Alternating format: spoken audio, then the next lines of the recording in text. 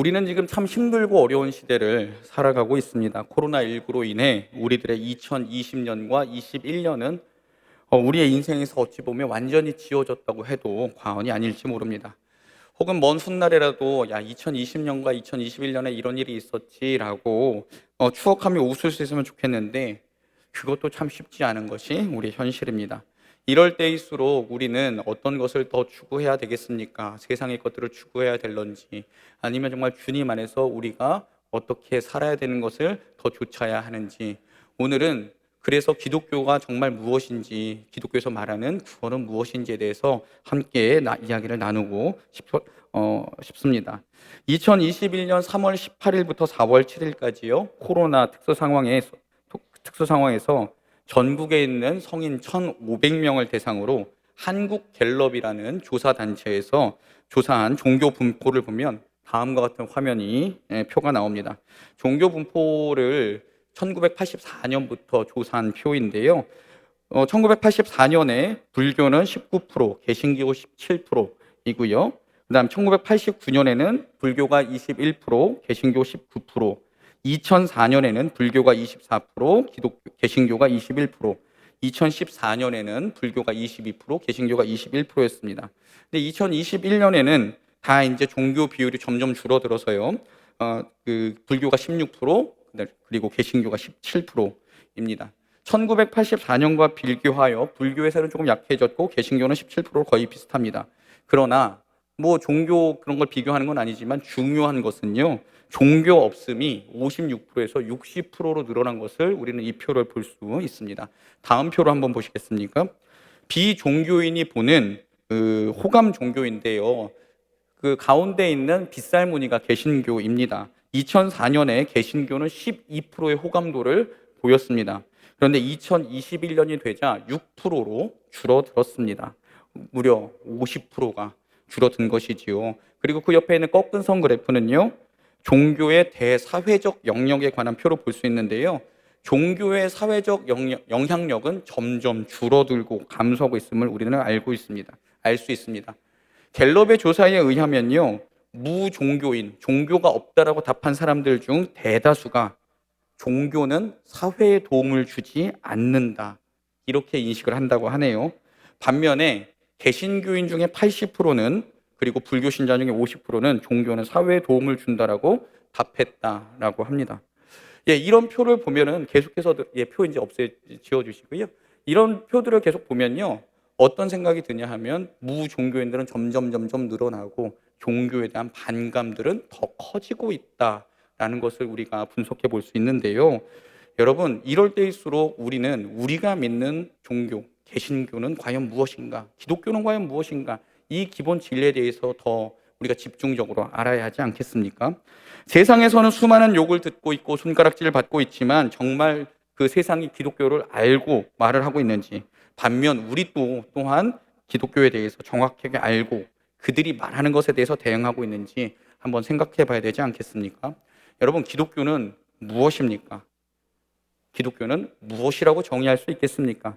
기독교에 대한 정의를 오늘 말씀에서는 예수님의 제자들 중 특별히 베드로가 이렇게 표현하고 있습니다. 오늘 본문 말씀인데요. 다시 한번 같이 한번 읽어볼까요? 다른 이로서는 시작. 다른 이로서는 구원을 받을 수 없나니 천하 사람 중에 구원을 받을 만한 다른 이름을 우리에게 주신 일이 없음이라 하였더라. 아멘. 오늘 말씀의 배경이 되는 배경은요, 사도행전 3장서부터 우리가 같이 살펴봐야 되는데요. 예수님의 제자인 베드로와 요한이 성전에 오후 3시에 기도하러 올라가고 있었습니다. 성경에는 9시라고 기록이 되어 있는데요, 항상 거기다 이제 더하기 6하면 우리나라 시간으로 바뀌잖아요. 그러니까 오후 3시, 무척이나 더운 날 기도하러 올라가고 있었습니다. 그들이 기도하러 성전에 갔을 때 성전 문에 날 때부터 걷지 못하던 사람 한 명이 구걸하고 있었습니다. 그 사람은 매일같이 다른 사람의 도움을 받아서 겨우 성전 문 앞에 앉아 있는 사람이었고, 하루하루 구걸하며 연명하는 사람이었습니다. 그날도 여느 날과 다름없이 구걸하고 있었는데요, 오후 3시 뙤약볕 속에 그는 앉아 있으면서 사람들에게 도움의 손길들을 갈구하고 있었습니다. 그리고 도움의 눈길들을 보내고 있었습니다. 베드로와 요한도 어떻게 보면 그렇게 그냥 하루를 마무리하는 기도를 드리러 성전에 가고 있었을 것입니다.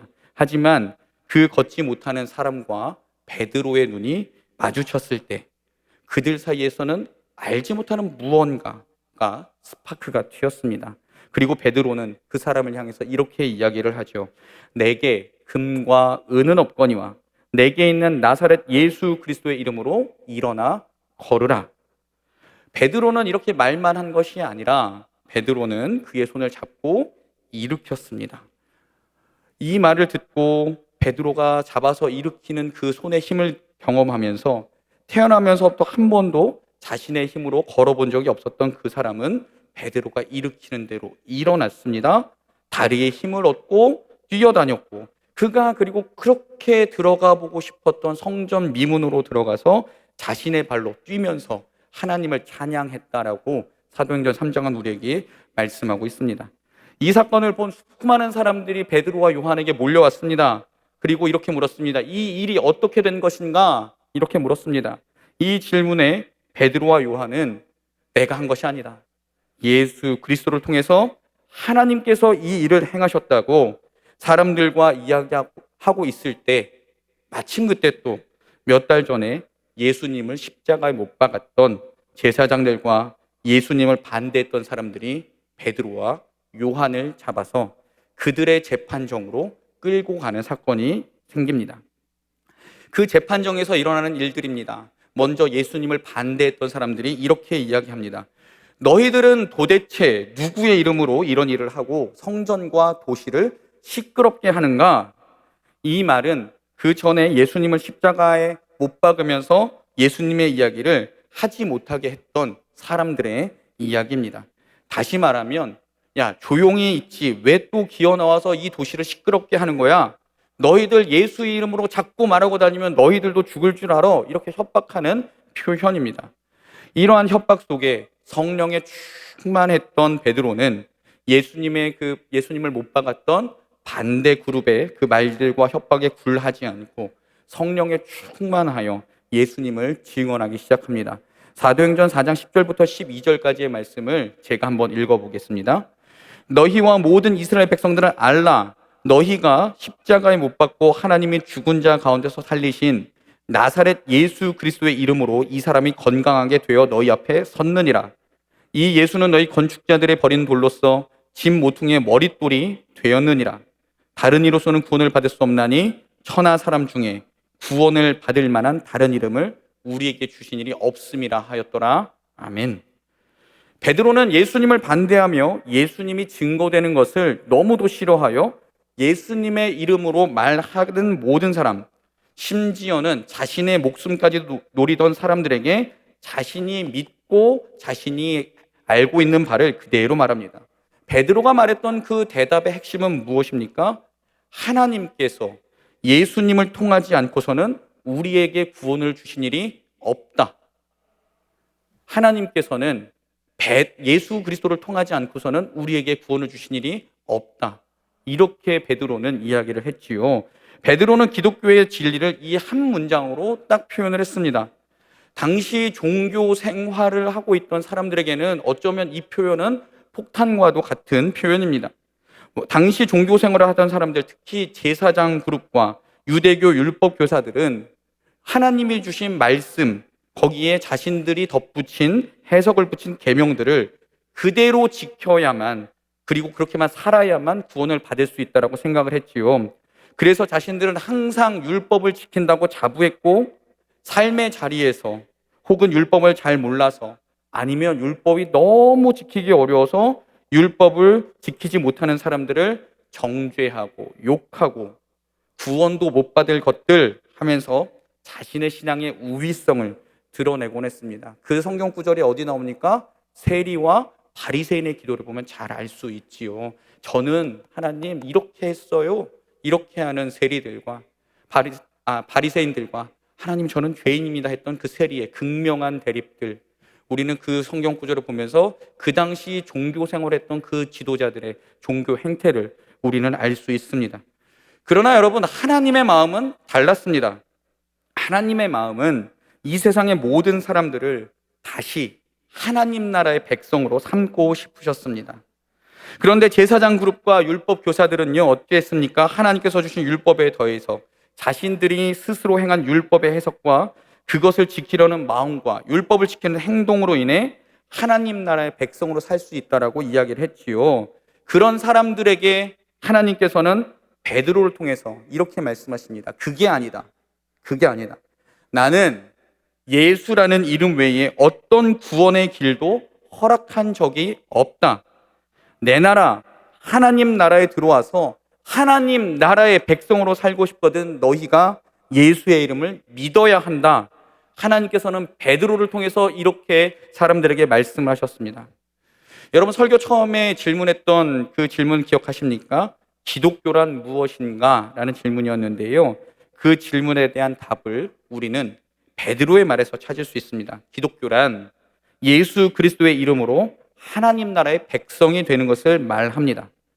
예수 그리스도의 이름으로 하나님 나라의 백성이 되는 것을 말합니다. 베드로가 말한 구원이라는 것은 인간이 하나님이 되고자 했던 욕심으로 인해 하나님과 멀어지고 하나님 나라에서 쫓겨났다가 다시 예수님의 이름으로 하나님의 나라에 들어오는 것을 말합니다. 그것을 다른 말로 바꾸어 보면 예수 그리스도를 믿어 천국에 가는 것이고요. 예수 그리스도를 믿어 죄로 인해 하나님과 멀어지고 끊어졌던 그 모든 것들이 관계가 다시 회복되어서 우리가 하나님 나라의 백성, 하나님 나라의 자녀로 살 수 있는 권리가 회복된 존재로 살아가는 것, 그것이 바로 기독교의 정수입니다. 그러면 여러분 이렇게 질문할 수도 있지요. 예수의 이름을 믿었고 죽어서 하나님 나라에 갈 거면 우리가 살아가는 이 땅에선 아무렇게나 살아도 되지 않습니까? 어차피 예수님 믿었고 하나님 나라에 갈 것이면 빨리 가는 것도 더 낫지 않겠습니까? 이렇게 질문을 던질 수도 있는데요. 여러분, 우리가 몇 가지만 기억할 수 있으면 좋겠습니다. 예수님을 믿으면 죽을 수밖에 없었던 죄에서 구원받아 우리는 하나님 나라의 백성이 되는 권리를 받습니다. 하나님의 자녀가 됩니다. 하나님과 관계가 회복된 존재로 살아갑니다. 그런데 여러분, 하나님 나라의 백성으로 살아간다는 것이 무엇을 의미합니까? 하나님께서 성경을 통해 우리에게 해주신 말씀과 하나님께서 성령을 통해 깨닫게 하실 때, 혹은 사람들과의 대화나 자연을 통해 하나님의 뜻을 알려주실 때 하나님의 말씀과 뜻을 알고 그 말씀과 뜻대로 행하면서 사는 사람들이 하나님 나라의 백성들 아니겠습니까? 예수님의 제자들 그리고 우리 믿음의 선조들은 그렇게 하나님 나라의 백성으로 하나님의 뜻대로 이 세상을 섬기며 살다가 우리의 육신의 생명이 다 했을 때 하나님의 나라로 들어가게 되었습니다. 하나님 나라에 들어가게 되면 거기서는 하나님이 원하시는 대로 영원히, 정말 영원히 우리는 하나님과 살게 될 것인데, 그럼 이 땅에서는 어떻게 살아가는 것입니까? 이 땅에서 살아가는 것은 영원한 하나님 나라를 꿈꾸며 지금 하나님 나라에서 살아가게 될 것을 예행 연습한다고 생각해 보면 되겠지요. 그렇기 때문에 우리는 이 땅에 살면서도 날마다 하나님 나라를 소망하며 살아가야 될 줄 믿습니다. 그래서 이 하나님 나라에 대한 핵심 키워드는 예수님이라는 이름이 됩니다. 사람들은 착하게 살고 돈 많고 건강하고 어떤 특별한 행동을 하고 그렇게 자신들의 삶을 영위하다가 그렇게 자신들의 살 길로 갈 길로 가게 됩니다. 하지만 하나님 나라의 백성들은 하나님께서 우리에게 주신 하나님 나라에 들어오는 키워드인 예수님이라는 이름을 붙잡고 예수님의 이름에 걸맞게 살다가 우리는 하나님 나라로 들어가게 됩니다. 그것을 알았던 베드로는 그래서 사람들 앞에서 강력하게 외칠 수 있었습니다. 다른 이로서는 구원받을 수 없다. 오직 예수 이름으로만 구원을 받는다. 그런데 여러분, 베드로란 존재는 어떤 존재였습니까? 오늘 아침에 담임 목사님께서도 베드로 이야기를 잠깐 하셨는데요. 베드로는 단지 몇 개월 전에 어떤 말과 어떤 행동을 했던 사람입니까? 베드로는 이 미문에서 안진뱅이를 일으키기 전 몇 달 전에 예수님을 모른다고 아주 철저하게 부인하고 저주하며 맹세까지 했던 사람입니다. 그리고 베드로는 예수님이 돌아가시자마자 어떤 행동을 했습니까? 예수님과 더 이상 자기는 만날 일이 없다는 듯이 자신의 고향으로 돌아갔습니다. 그리고 자신의 원래 직업인 어부로서의 삶을 살던 사람이었습니다. 그런데 그가 어떻게 예수님을 공개적인 자리에서, 그것도 이스라엘의 지도자들이 모여있는 그 공의회 앞에서 자신의 목숨을 내어 걸고 그렇게 증언할 수 있었겠습니까? 여러분, 사람이 변하는 데는 다 이유가 있지요. 오늘 우리가 읽은 사도행전 4장 앞에 기록된 사도행전 2장에서 우리는 그 이유를 찾아볼 수 있습니다. 사도행전 1장과 2장을 보면요, 예수님께서 부활하시고 40일 동안 이 땅에 계시면서 제자들에게 하나님 나라의 말씀을 가르치셨다고 기록이 되어 있습니다. 구약에 기록된 예수님을 향한 예언부터 예수님을 향한 예언이 다 이루어져서 예수님의 십자가 죽음까지, 그리고 부활하신 것까지 예수님께서는 제자들에게 하나하나 풀어서 가르쳐 주셨습니다. 그리고 예수님께서는 하늘로 올라가실 때에 제자들에게 뭐라고 말씀하셨지요? 기도하라 말씀하셨습니다. 그 말씀에 따라 제자들은 열흘 동안 열심히 모여서 기도했습니다. 오순절이 이르렀고 그때 열심히 기도했던 사람들에게 성령이 임하셨습니다. 그리고 성령을 받은 사람은 나가서 전도하기 시작했는데 각각 많은 지방의 말로 하나님께서 예수님을 통해 우리에게 구원을 주셨다라고 그렇게 이야기를 했습니다. 베드로가 그 핵심 내용을 사도행전 2장 36절에서 이렇게 이야기합니다. 함께 읽어보겠습니다. 그런즉 이스라엘 온 집은 확실히 알지니 너희가 십자가에 못 박은 이 예수를 하나님이 주와 그리스도가 되게 하셨느니라 하니라. 아멘. 베드로가 무슨 이야기를 했습니까? 예수님을 주와 그리스도, 즉 구원자가 되게 하셨다라는 이야기를 하고 있습니다. 기독교의 핵심인 예수가 그리스도이시다, 하나님께서는 다른 일을 통해 구원하신다는 이야기를 하신 적이 없다라는 이야기의 다른 표현입니다. 베드로와 함께 기도하던 성도들이 성령을 받은 후 그들은 예수님이 그리스도이시라고, 하나님께서 예수 그리스도를 믿는 자들을 예수 그리스도의 이름을 통해 구원하신다고 전하고 또 전했습니다. 성령 받기 전에는 그들이 예수님을 부인하고 예수님을 저주하고 예수님에 대해서 부끄러워하고 심지어 도망치게 됐던 그런 사람들이 성령을 경험하고선 그들은 나아가서 담대하게 예수를 증거하기 시작했습니다. 그럼 성령은 여러분 어떠한 역할을 했겠습니까? 바울은 고린도전서 12장 3절에서 성령의 역할에 대해서 이렇게 이야기합니다. 그러므로 내가 너희에게 알리노니 하나님의 영으로 말하는 자는 누구든지 예수를 저주할 자라 하지 아니하고 또 성령으로 아니하고는 누구든지 예수를 주시라 할 수 없느니라. 아멘. 성령께서 베드로에게 알려주신 것은 예수의 주되심, 예수의 구원자 되심을 알려주셨습니다.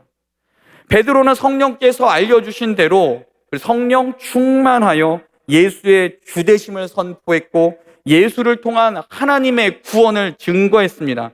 그리고 예수의 이름으로, 예수 이름의 능력으로 나면서부터 못 걷던 사람을 걷게 했고, 베드로와 요한은 많은 사람 앞에서, 그리고 심지어는 목숨을 빼앗길 수도 있는 그 공의회 앞에서 당당하게 예수님을 증거하고 예수님을 전하는 삶을 살 수 있었습니다.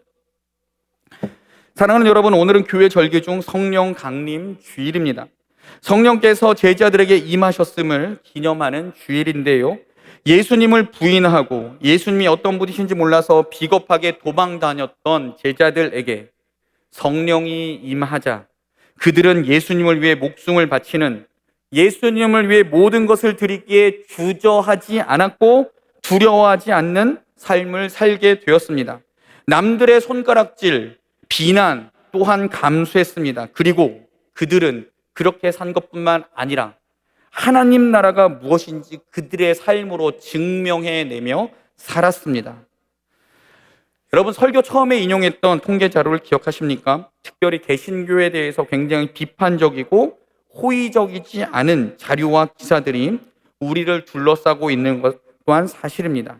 그러나 우리가 깊이 생각해 봐야 하는 것은 우리 믿음의 선조들은 목숨을 내놓아야 하는 위기에서도 성령 충만함으로 예수가 그리스도이시라고, 예수님 이름 외에는 하나님께서 우리에게 구원의 방법을 주신 일이 없다고 선포했고 증명했고 그렇게 살아냈던 것을 우리는 성경 속에서, 그리고 기독교 역사 속에서 우리는 많이 배워서 잘 알고 있습니다.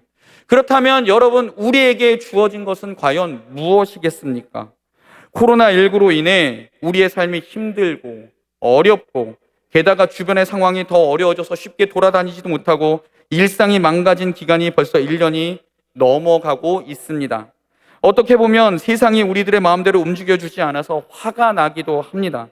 그러나 여러분, 그럴 때일수록 우리가 좌절하고 낭망하고 실망하고 그렇게 살아가는 것이 아니라, 성령께서 우리에게 알려주신 구원의 이름, 예수님의 이름이 우리를 하나님 나라의 백성으로 삼아주셨고 하나님 자녀 삼아주셨고 구원받은 백성으로 살게 하셨다라는 것, 그것 하나 붙잡고 이 세상을 성령 충만함으로 담대하게 살아내야 되는 것이 우리의 의무 아니겠습니까? 예수님이라는 이 이름이 이미 우리를 하나님의 자녀로 삼아주셨고 하나님이 원하시는 삶을 살아가게 하셨고, 이 이름이 얼마나 우리에게서 큰 힘이 되고 위로가 되고 격려가 되고 응원이 되는지 우리의 삶으로 우리가 증명하며 살아가야지 않겠습니까?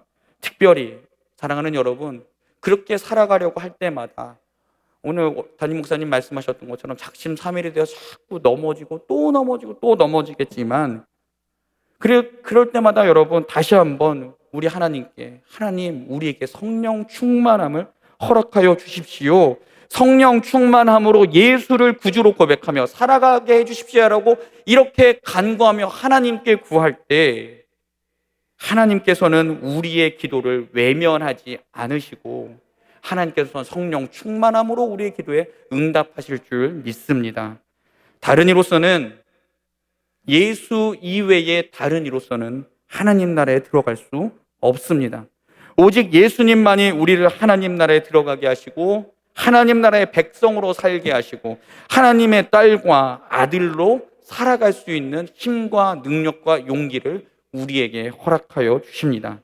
사랑하는 여러분, 이 진리를 굳게 붙잡고 날마다 성령 충만함을 간구하며 성령 충만함으로 예수 그리스도를 주라고 고백하며 살아갈 수 있는 장석의 모든 성도들 되시기를 주님의 이름으로 축원합니다. 그때마다 하나님께서 성령 충만함으로 우리에게 더 큰 은사로 채워주실 줄 믿습니다. 기도하겠습니다.